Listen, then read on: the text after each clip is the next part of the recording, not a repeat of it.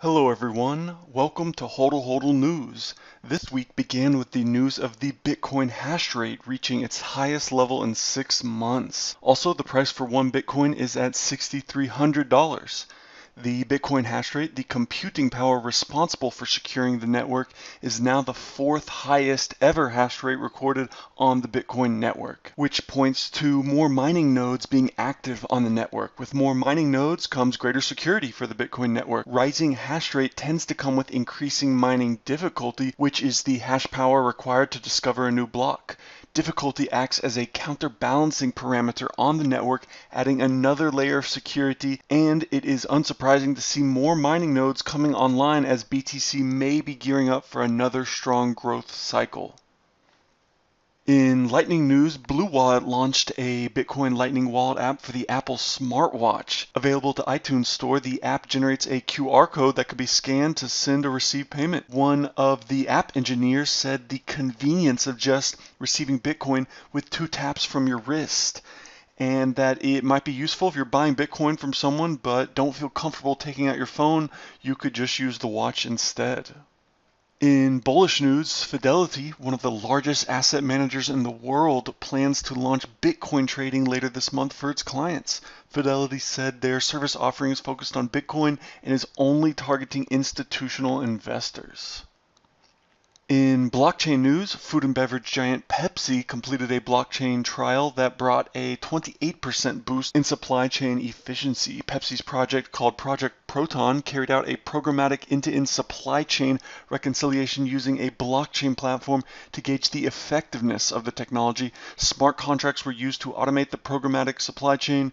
These smart contracts resulting in major efficiency gains and complete transparency for the brand owners.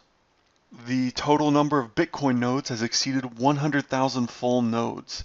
10,000 nodes is popularly quoted, but 10,000 is the number of listening nodes. The implication of there being more nodes than the reported 10,000 is that the Bitcoin network is more decentralized than previously thought. The 10,000 listening nodes, sometimes referred to as supernodes, perform more work on the Bitcoin network than full nodes do. Listening nodes relay large amounts of data to other full nodes in the network, and the expense and hardware requirements of running one is higher than a full node. In effect, listening nodes make the Bitcoin network more efficient and decentralized by functioning as relay stations. However, the full nodes in the Bitcoin network ensure the network's rules are followed, control the number of Bitcoins per block, and prevent double spend attacks, etc.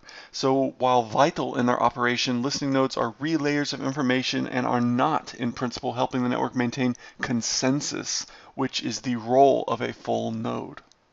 In technical Bitcoin news, 2 Bitcoin improvement proposals, aka BIPs, were unveiled. Prolific Bitcoin developer Peter Wheel unveiled 2 new Bitcoin improvement proposals that offer plans to possibly upgrade Bitcoin's privacy. Named Taproot, it paves the way for privacy and scalability improvements to Bitcoin. It's important that these technical details are now public because more developers in the community can look at them and see if they agree with the changes. If the community agrees, the changes could go live after being put together over several years. In the latest China FUD, Chinese social media giant and payments app WeChat banned cryptocurrency transactions, and the new policy states that users who engage in crypto trading will have their accounts terminated. The new rule comes into effect May 31st. China has strident rules when it comes to cryptocurrency, with exchanges banned from offering services in the country, meaning WeChat may have succumbed to government pressure.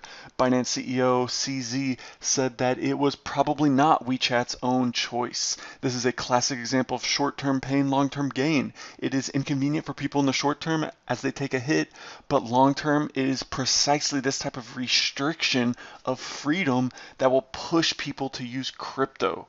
Not a bad thing. In crypto mining news, the Winklevoss brothers have invested in a mining company named Crusoe that will transform excess natural gas into electrical power and set up small data centers near well sites to mine cryptocurrencies. In the biggest news story of the week, 7,000 Bitcoins were stolen in a single transaction from Binance's hot wallet, which holds 2% of its funds. CEO CZ immediately and transparently tweeted the information. He said Binance will use the SAFU fund to cover all losses, USD equivalent of 41 million, and no other user funds will be affected. However, Redditors have stated withdrawals are frozen and users are having trouble using 2FA. Notably, Binance CEO said he was considering doing a reorganization of the Bitcoin network to get the coins back, meaning harnessing enough computing power to effectively reverse, for example, all transactions within the past 90 minutes, though he quickly recanted his idea an hour later and received a harsh Twitter backlash for the idea as well. In Bitcoin mining news, the publicly listed London Bitcoin mining firm Argo, who was recently in the news for onboarding a Rothschild-linked institutional investor as an executive there, Argo has decided to deploy 1,000 more Bitcoin miners and expects this to generate millions of dollars in profit, thus turning their company around from in the red to in the black for Q2 2019.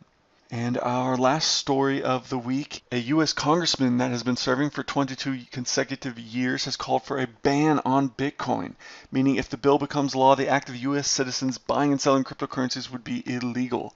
In the spirit of transparency, it's worth noting that this congressman's largest campaign donors include banks and credit card processing companies. All right, that's it. Let me know your thoughts on the news below. All right, thanks. Bye.